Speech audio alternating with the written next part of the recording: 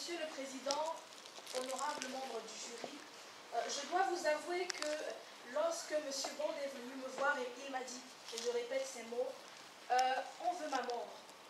Je dois vous avouer que j'ai été choquée. Je n'ai pas compris. Je n'ai pas compris comment on pouvait en vouloir à la vie d'un homme tel que lui, qui a tout donné.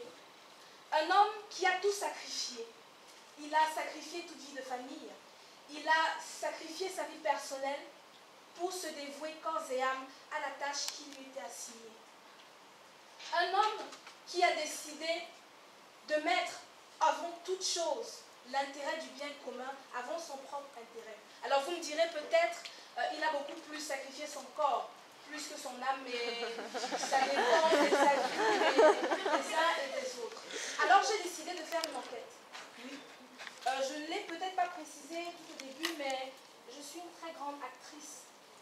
Je joue dans des films, disons, très spéciaux. Je vais pas préciser. Ça ne se voit pas nécessairement quand on me regarde, mais disons que je suis très bonne.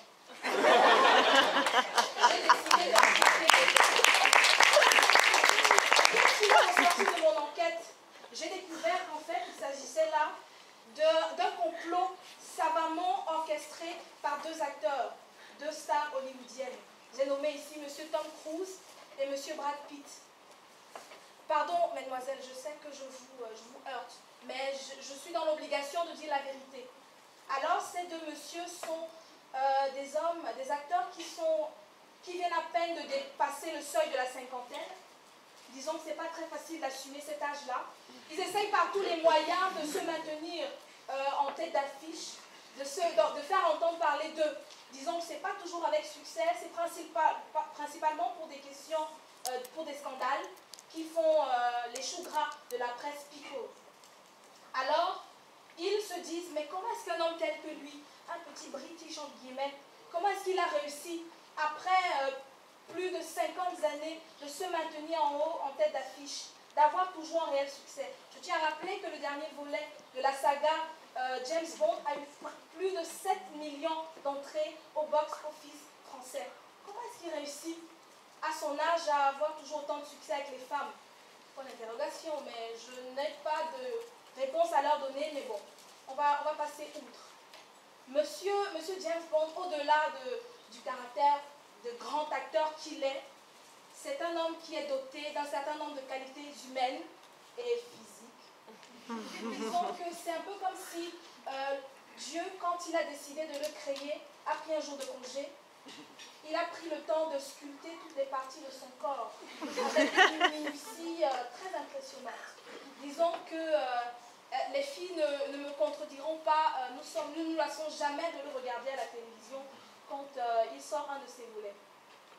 Monsieur James Bond également, un homme qui a plein de qualités personnelles.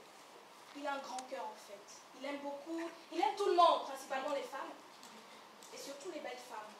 Mais ses détracteurs ont pu dire que il changeait de femme comme de costume, il ne respecte pas la femme, mais en fait ils n'ont rien compris.